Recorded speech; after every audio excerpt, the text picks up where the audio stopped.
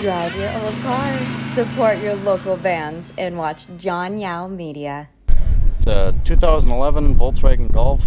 It's got a little 2.0 turbo diesel in it with a 6-speed manual. And I get about 50 miles per gallon in it.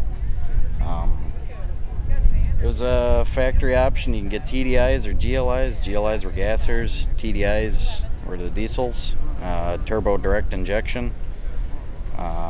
There's a lot of stuff you can do to them. You can upgrade turbos, injectors. I know guys that make 450 horsepower out of these things. I didn't know you could get a diesel or a manual back in 2011. Yeah, they go... 2015 was the last year that they made TDIs in the U.S. They quit shipping them overseas in, about middle of 2015. This one's pre-emission, so there's no diesel exhaust fluid on them. You make like 200 horsepower from the factory, 300 foot-pounds of torque. They're fun little cars. I love them. Do you know about the production numbers? How many were made with that manual and the diesel option? They're fairly common. I don't know how many were specifically made. Oh, okay. So it's not really super rare. No, they're not a rare. That was an option. Yeah, they're just a good commuter car. You know, if you're going on long distance drives, they're nice. I only got like a 15-gallon fuel tank, and I get like 600 miles out of the tank.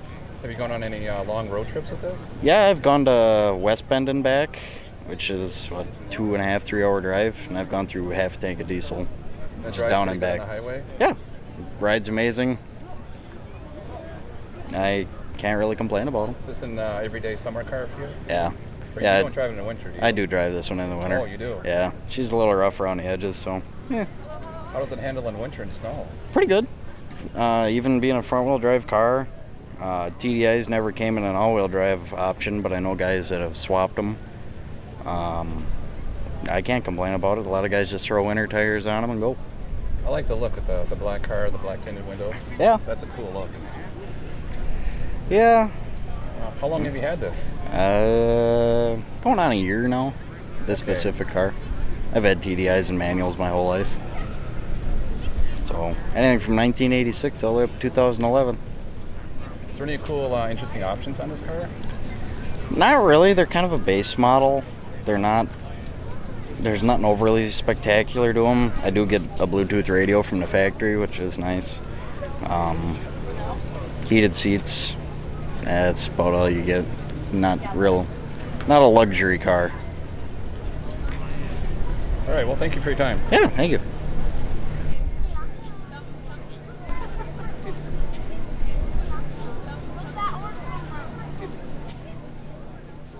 Thanks for watching, and if you want to get a bang out of life, subscribe and share this video.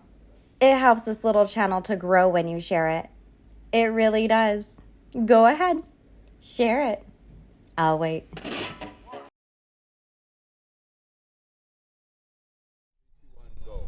Hi, my name's Eric Waltzine. This is my 1991 Mazda Miata. It's a 1.6 liter supercharged Miata.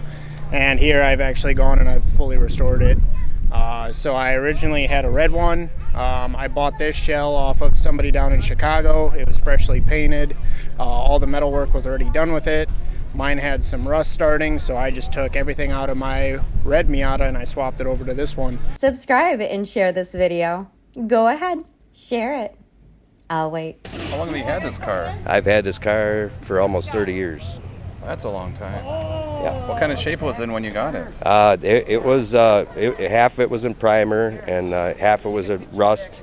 It was like sitting outside and half apart, and the motor was half tore down. And the parts car I bought was already a General Lee, but it was kind of faded. It was sitting on the guy's lawn for like 20 years, sinking in the ground. So I bought it as a parts car and picked it up with a fifth-wheel trailer and truck and hauled it home and began working on both of them. Subscribe and share this video. Go ahead, share it. I'll wait. This one, it's all stock right now. I think I want to keep it stock because everyone's been modding theirs.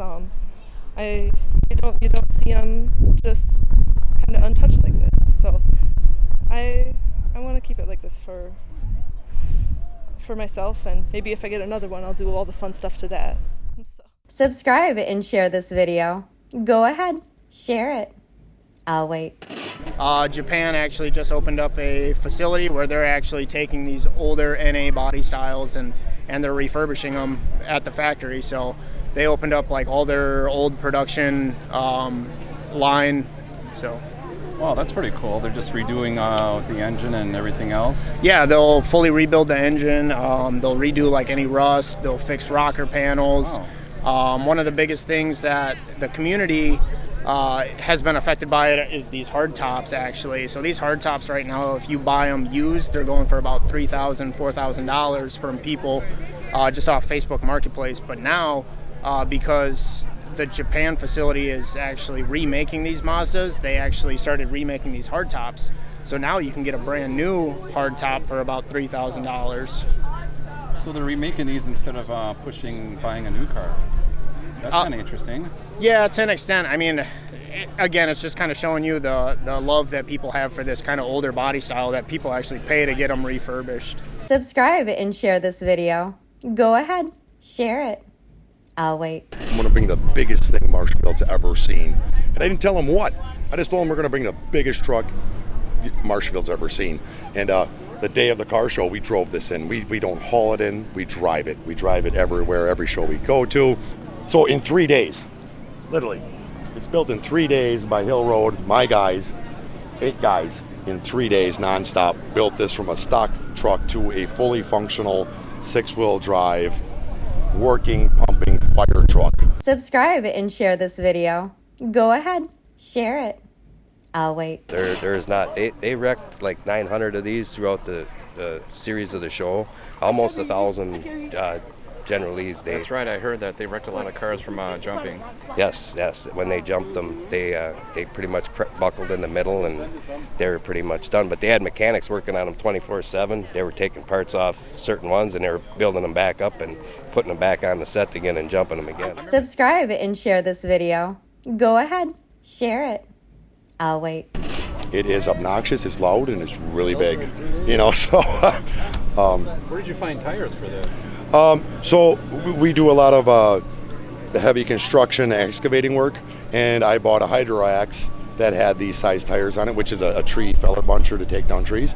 And when I bought that, I wasn't even really looking to buy these tires. I just put a really stupid low bid on them because I was buying the other machine. At the end of the auction, I won 4, 5, 6, 8 of these tires, and I just had them sitting there, which I'd use them for something, and we decided to throw them on here. These tires are huge. They are, and since then, we've got big 6-wheel drive articulated haul trucks for the pits and big earth-moving jobs, and I probably got 14 more of these tires right now to go on those trucks, so we literally have a purpose to keep these on hand.